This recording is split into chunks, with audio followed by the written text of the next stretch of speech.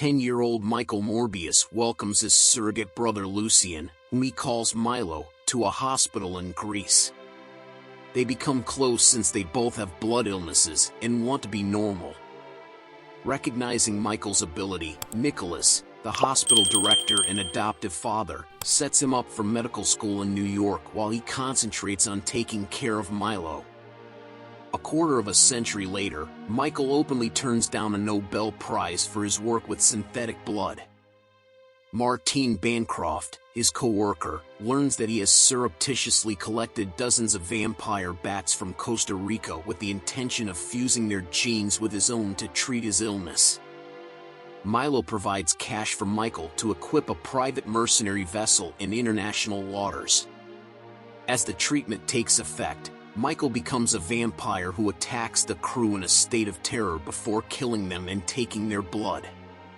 After his senses return and his bloodlust fades, a shocked Michael destroys all CCTV evidence of his experiment before calling the police and plunging to the bottom.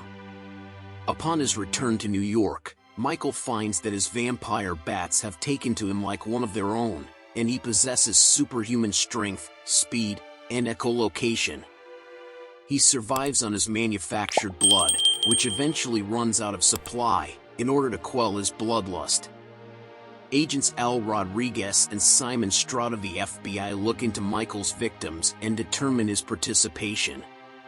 When Milo finds out that Michael has been cured, he is upset since Michael won't cure him too.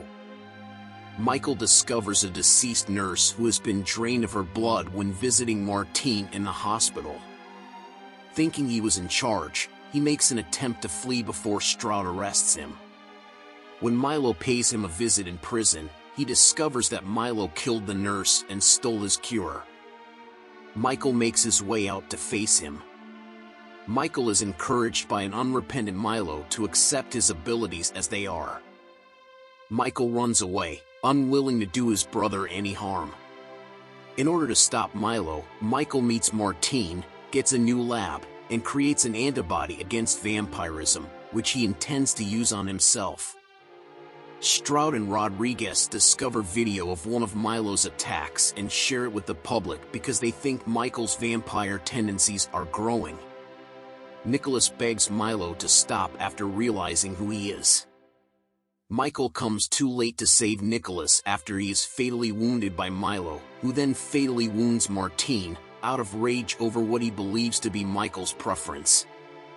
Michael is made to drink Martine's blood when she passes away in his arms. To hold Milo down and give him the antibody injection, Michael calls upon an army of bats. After Milo passes away, Michael embraces his vampire identity and takes off with the bats, grieving for his loved ones.